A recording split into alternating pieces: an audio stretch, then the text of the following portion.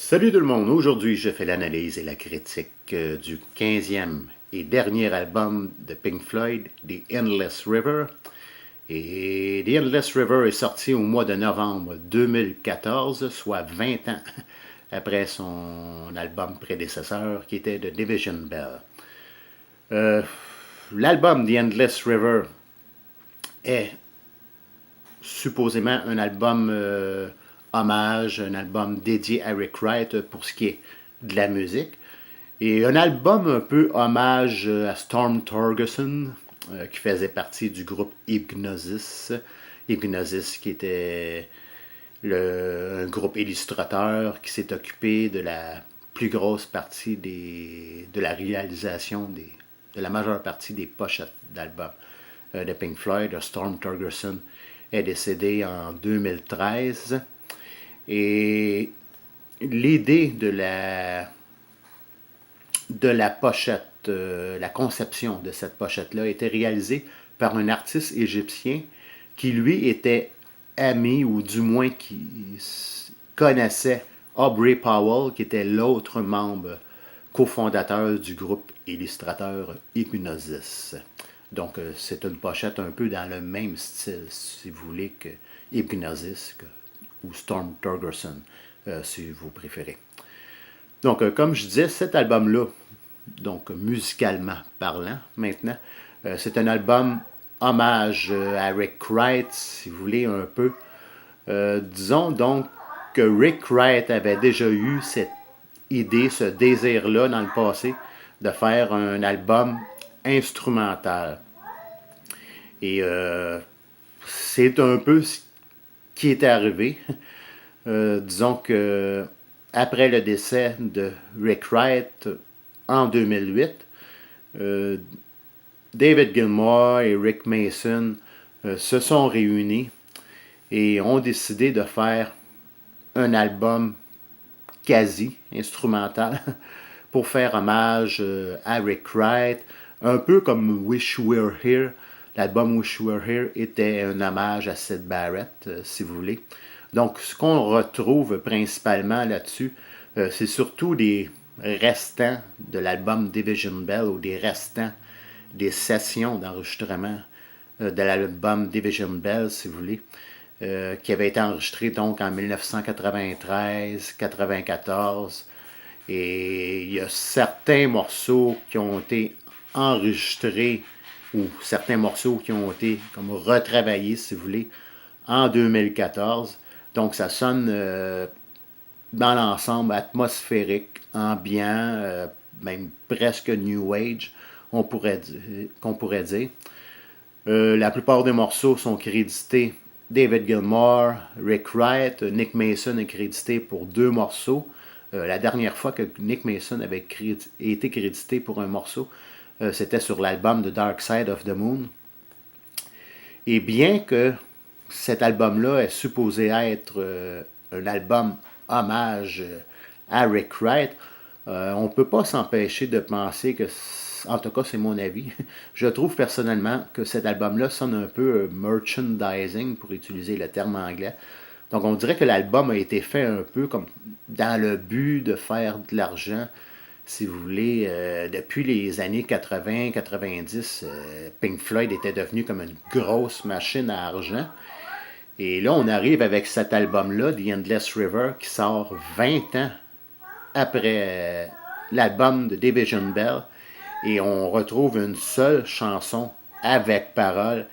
Et c'est le gros problème pour ce qui est de l'intérêt pour cet album-là, c'est que sur 1 heure de musique, ou pratiquement 1 heure de musique, donc c'est-à-dire sur les 18 morceaux, on n'a qu'un seul morceau, une seule chanson avec des paroles. On a plus ou moins 3 morceaux, morceaux dans lesquels on entend des voix ou de la narration, mais ça reste tout de même des morceaux sur lesquels il n'y a pas de paroles, quand même.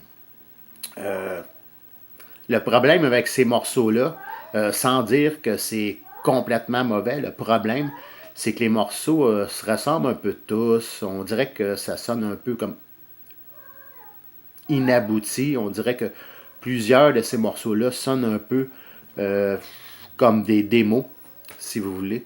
D'ailleurs, il n'y aura pas de tournée non plus qui va suivre cet album-là, étant donné que Rick Wright, membre très important de Pink Floyd, lui qui était le claviériste, est décédé en 2008. Donc, il reste seulement comme membre vivant David Gilmour et Nick Mason. Donc, l'album contient 18 morceaux et on y va rapidement avec l'analyse et la critique de ces 18 morceaux, justement. Et c'était pas facile d'évaluer, de donner une note à ces morceaux-là, étant donné que qu'il y a un seul morceau avec parole. Donc, il faut tirer la mélodie de la musique, principalement. Mais bon, ça donnerait à peu près ça. Disons que pour le premier morceau, qui est Things Left Unsaid, qui est quand même un de mes préférés de l'album, qui est très ambiant, pour ce morceau-là, je donnerais un 8 sur 10. Morceau suivant, qui est It's What We Do, ça rappelle un petit peu Shine on You Crazy Diamond, si vous voulez, et ça aurait été tellement bien de mettre des paroles pour ce morceau-là, mais malheureusement, il n'y en a pas. Je donne quand même au minimum un 6.5 sur 10. C'est quand même un de mes morceaux préférés de l'album It's What We Do. Morceau suivant qui est Ebb and Flow. Pas plus d'un 5 sur 10.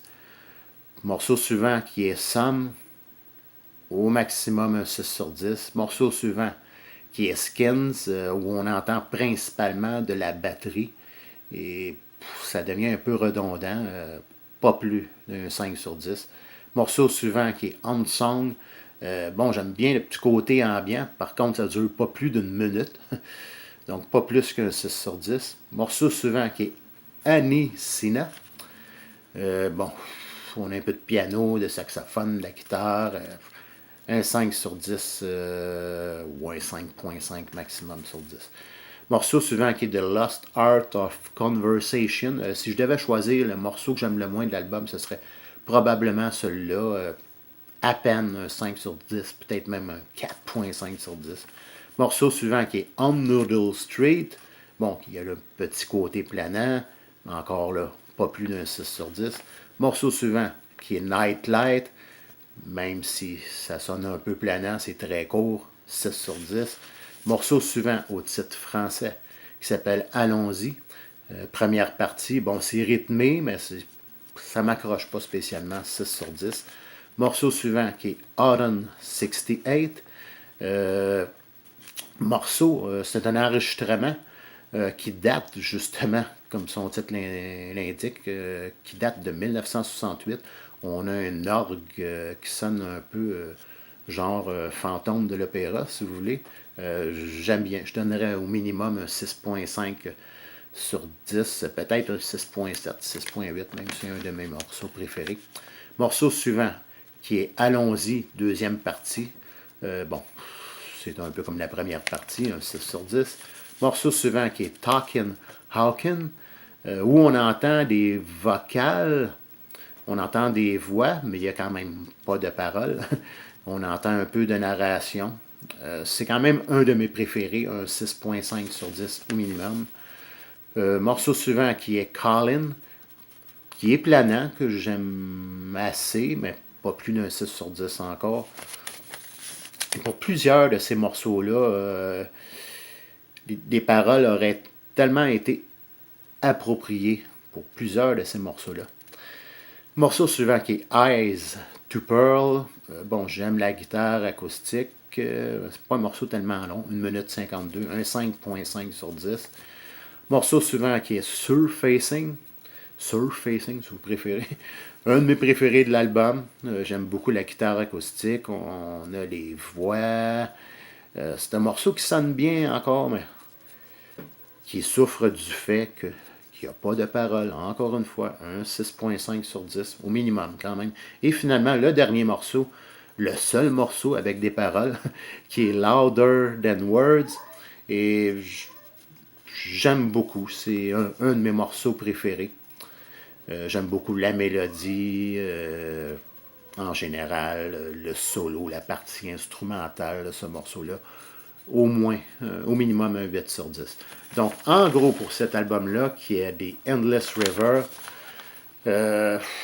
donc pas l'album le plus mémorable du groupe. Bon, c'est un album qui est quand même, comment je pourrais dire, relaxant à écouter. Un album qui peut être agréable à écouter lors du coucher, c'est-à-dire en position horizontale. Mais c'est pas un album que je me délecte personnellement à écouter assis sur mon divan dans le salon. Donc, c'est pour la note, c'est une note qui varierait entre 5.5 et 6 sur 10. Peut-être un 5.7 et au meilleur de ma disposition pour ce qui est d'apprécier l'album. Peut-être au gros maximum un 6 sur 10, mais ça tournerait probablement plus autour de 5.7 ou 5.8 sur 10 pour cet album-là. Donc, c'était tout pour ma critique d'aujourd'hui. J'espère que vous avez apprécié. Et comme d'habitude, vous pouvez laisser vos commentaires. Vous pouvez me dire, j'aimerais que vous me disiez ce que vous pensez de cet album-là et en gros, quelle note vous donneriez à cet album qui est The Endless River. Sur ce, je vous remercie et je vous dis à la prochaine.